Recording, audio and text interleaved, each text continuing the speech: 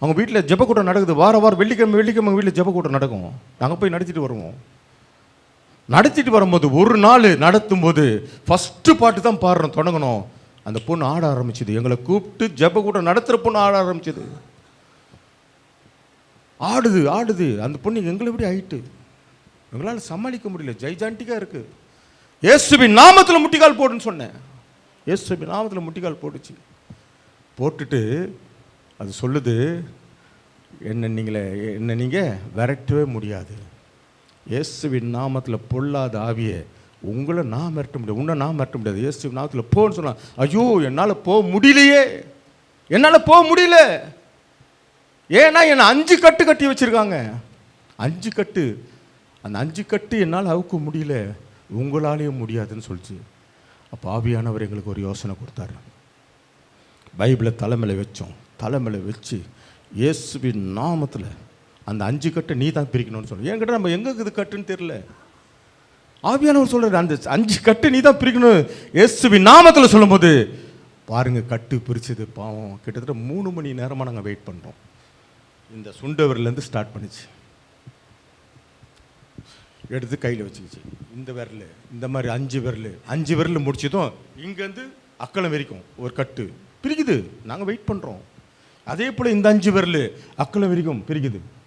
திருப்பி கால் 5 விரல் இந்த தொடை அரை வரைக்கும் பிரிக்குது. இந்த பக்கம் மொத்தம் 4 ஆயிடுச்சு. 5ஆவது கட்டு எங்கன்னா புடவை அவுக்குது. இயேசுவின் நாமத்தில் புடவை அவுக்காத. இல்லைங்க, 5ஆவது கட்டு அங்கே தான் இருக்குது. எங்கள் கூட வந்த சகோதரிகள் ஒரு 7 பேர் இருந்தாங்க. அதில் தைரியமுள்ள சகோதரி, ஜெபிக்கிற சபையோட ஒரு 4 பேர் நிற்க வச்சு நாங்கள் வெளியே வந்துட்டோம். முடிஞ்சதும் என்கிட்ட சொல்லு, நீ ஸ்தோத்திரம் இயேசுவின் ரத்தம் மட்டும் சொல்லுங்கள், ஜெபத்தோடு இருங்க, அபிஷேகத்தில் நிரம்பி இருங்க. என்கிட்ட தாக்கிடாங்கள. கடைசியில் 5ஆவது கட்டு தொப்புலேருந்து உருவ ஆரம்பிச்சுது. உருவி போட்டுக்கிட்டே இருக்குதான். நான் கேட்டுன்னு என்னமாச்சு, முடியலங்க. கடைசியில் முடிஞ்ச பிறகு கீழே விழுந்தது. ஒரு வாந்தி ஒன்று எடுத்தது. அந்த ரேடியம் பார்த்துருக்கீங்க எல்லாருக்கும், ரேடியம்னு ஒரு கலர், அந்த கலரில் துத்தநாகம் கலரில் வாமிட் எடுத்து விழுந்துச்சு. கடைசியில் அந்த பொண்ணு என்ன தெரியுமா சொல்லிச்சு, எங்கள் அம்மா பேர் உன் பேர், அந்த பொண்ணு பேர் வந்து ஸ்னேகா, ஆனால் உள்ளுக்கிற ஆவி பேர் வந்து தமிழ்ச்செல்வின்னு சொல்லிச்சு. நான் பலிப்பீடத்துலேருந்து பேசுகிறேன். இந்த இடத்துலேருந்து வர வார்த்தைகள் ஆவியானவர் சொல்லுகிற ஒரு வார்த்தை. நடந்த சத்தியம், அது சத்தியமான ஒரு சாட்சி. தமிழ்ச்செல்வி. சரி, அப்புறம் அவங்க வீட்டுக்காரர் இருந்தார். அந்த வீட்டுக்காரனை கூப்பிட்டு, இனிமேட்டு எல்லாம் சரியாயிடுச்சுப்பா, நீ ஒன்றும் கவலைப்படாது. அவங்க வீட்டுக்காரர் லாரி டிரைவர். ஆமாம், தமிழ்ச்செல்வி யாருப்பான்னு கேட்டேன். விஷயம் சொல்லுங்கள், என்ன விஷயம்னு. அந்த தமிழ்ச்செல்வி தாங்க இந்த மந்திரம் வச்சுக்கிறாங்க. யார் தமிழ்ச்செல்வினா, இந்த பொண்ணுடைய மாமியார். குழந்தை பெக்கக்கூடாதுன்னு சொல்லிட்டு, அந்த குழந்தை பெற்றுச்சுன்னா அவங்களுடைய சொத்தெல்லாம் அந்த குழந்தைக்கு போய்டும் சொல்லிட்டு ஒரே காரணத்துக்காக தான் தன்னுடைய மாமியார் அந்த குழந்தைக்கு, அந்த ஸ்னேகாவுக்கு மந்திரம் வச்சுக்க. அந்த மாமியார்னா இவங்க பெத்த அம்மா கிடையாது, அவங்க அப்பாவுக்கு 2ஆவது அம்மா. அவன் அருவாள் எத்துன்னு ஓடுறான் வெட்டுறதுக்கு. டேய் நான் அவனை பிடிக்கிறதுக்கு. அவன் லாரி டிரைவர் எப்படி இருப்பார், அவனை பிடிச்சி அவன் இந்த பொண்ணை அடிக்கிட்டான், அந்த பையனை அடக்க முடியல. கூப்பிட்டு உட்கார வச்சு, டேய் நீ வெட்டிட்டு போயிட்டீங்கன்னா உன் மனைவி அனாதை ஆகிடுவா. அப்பா உனக்கு வந்து குழந்தை பிறக்கும், நீ குழந்தைக்காக தானே இந்த ஜெபக்கூடம் நடத்துகிற, அடுத்த மாதம் உனக்கு, அடுத்த வருஷம் உனக்கு ஒரு குழந்தை இருக்குன்னு பார்த்தா இன்றைக்கி அந்த பாப்பா 3 குழந்தையோட இன்னைக்கு தேவனை மகிமைப்படுத்தி கொண்டிருக்கிறாள். அமாவாசை அன்னைக்கு வச்ச அந்த மந்திரம் தான். ஏன் உங்களை நான் வர சொன்னா, இயேசு கிறிஸ்து என்பவர் சர்வ வல்லமையுள்ள தேவன். அப்படியே ரத்தம் என்பது சாதாரணமான ரத்தம் அல்ல, மகிமையான ரத்தம். இந்த உலகத்துக்கே ரட்சிப்பை கொடுத்த, பாவத்தை மன்னித்த அந்த ரத்தம் தான் உன்னையும் என்னையும் இணைத்தது. அந்த ரத்தம் தான் தேவனோடு கூட நமக்கு ஒரு ரட்சிப்பின் பாதையை கொடுத்தது. எங்கேயோ பிறந்தோம், எங்கேயோ வளர்ந்தோம், ஏசப்பாவுடைய ரத்தத்தின் மூலம் தான் எல்லாம் ஒன்றாகிறோம். அல்லேலூயா, அல்லேலூயா. என் அன்பு தேவ பிள்ளைகளே, சாதாரணமானதல்ல அடையாளம். இயேசப்பா ரத்தம் என்பது மிகப்பெரிய ஒரு அடையாளம். ஆகவே நான் அந்த திருவாரூர் அந்த சொன்னேன், அந்த பாப்பா பேர் ரம்யா, இப்போ தான் ஞாபகம் வருது. ஆனால் உள்ளே இருந்த பிசாசு பேர் கஸ்தூரி. அதே போல் இதே பாரிஸில் நாங்கள் பேங்க் டாக்குமெண்ட்டுடைய ஒப்பீனியனுக்கு ஒரு வக்கீலை பார்க்க போவோம். பேங்க் வக்கீல் தான், அட்வொகேட்டை பார்க்க போவோம். அப்போ காலையில் மேனேஜரை சொல்லிட்டு நீங்கள் வரும்போது அந்த டாக்குமெண்ட்டை கலெக்ட் பண்ணி வந்துருங்கன்னு சொல்லிட்டாரு. அவர் 8 மணிக்கெலாம் வந்துடுறாரு.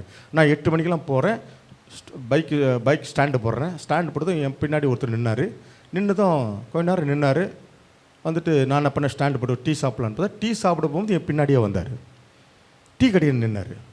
திருப்பி டீ சாப்பிட்டு திருப்பி நான் வரேன், இங்கே என் வண்டிக்கிட்ட நின்னார். எனக்கு கொஞ்சம் அச்சமாயிடுச்சு, இவரையா நம்மளை ஃபாலோ பண்ணிக்கிறாரு. என்கிட்ட இது கோடிக்கணக்கான டாக்குமெண்ட்டு என் கையில் நான் வாங்க போகிறது. ஒருவேளை பார்ட்டியா அப்படின்னு சொல்லிட்டு கூப்பிட்டீங்க, வாங்கண்ணே என்ன விஷயம், நான் போகிற இடத்துலலாம் வந்துக்கிட்டு இருக்கீங்களா, என்ன விஷயம்னு கேட்டேன். இல்லை நீங்கள் ஏசிஏவான்னு கேட்டார். ஆமாம் நான் ஏசிஏ சர்ச்சு தான், என்ன விஷயம்னு கேட்டேன். இல்லை உங்களை நான் ஏசியில் பார்த்துருக்கேன், ஏசியில் நீங்கள் புக் ஸ்டாலில் இருப்பீங்க. ஆமாம் நான் புக் ஸ்டாலில் இருக்கேன். நீங்கள் என்ன, நானும் ஏசியை தான் சொன்னார். அப்போ நாங்கள் ஃப்ரெண்டாகி அவர் சொன்னார், நீங்கள் போகிற அந்த வக்கீல் சாதாரணமான வக்கீலில் மந்திரக்காரன்.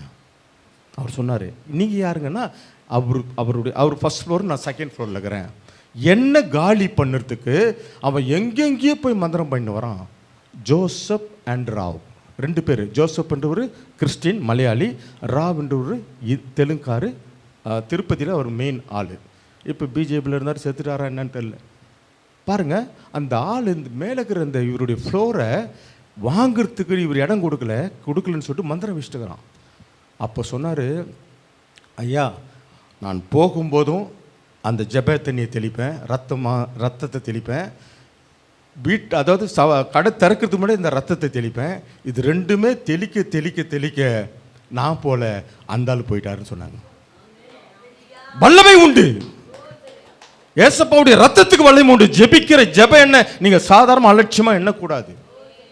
நம்முடைய நோயை போக்குற எண்ணெய் அந்த ரத்தம் நம்ம சுகம் கொடுக்குறது, சமாதானத்தை கொடுக்குறது, நம்மை பாதுகாக்குது, நம்மை பராமரிக்கிறது, நம்மை வழி நடத்துகிறது. ஏசப்பாவுடைய ரத்தம் மிகப்பெரிய ஒரு அடையாளம். அல்லேலூயா, அல்லேலூயா என் அன்பு தேவ பிள்ளைகளே. ஆகவே அந்த ஜெப எண்ணெயை நீங்கள் சபைக்கு போங்க, ஜெப எண்ணெயோடு எடுத்துன்னு போங்க, எண்ணெயை எடுத்துன்னு போங்க, அது ரத்தமாக உங்கள் கையில் வரும். அல்லேலூயா, அல்லேலூயா. ஆகவே போராட்டம் என்பது நமக்கு முன்னாடி இருக்கிற போராட்டம் மாத்திரமல்ல, எதிர் வீட்டுக்காரங்கிட்ட, பக்கத்து வீட்டுக்காரங்கிட்ட, வீட்டில் எல்லாம். ஆனால் மறைமுகமான போராட்டம் மிக பயங்கரமான போராட்டம். அந்த போராட்டத்தை மேற்கொள்ள வேண்டும் என்றால், அந்த போராட்டத்தில் நமக்கு விடுதலை பெற வேண்டும் என்றால், அந்த போராட்டத்தை நீ முகமுகமாக சந்திக்க வேண்டும் என்றால் நமக்கு ஒரு அடையாளம் தேவைப்படுகிறது. அதுதான் ஜெப வீராங்கனை என்ற ஜெப வீரர் என்ற அடையாளம். மிக தெளிவாக சொல்லப்படுது. எபேசியர் 6:12 11-12 வசனத்தை வாசிப்போம். எபேசியர் 6:12 எல்லாருக்கும் தெரிஞ்ச வசனம் தான். எபேசியர் 6:12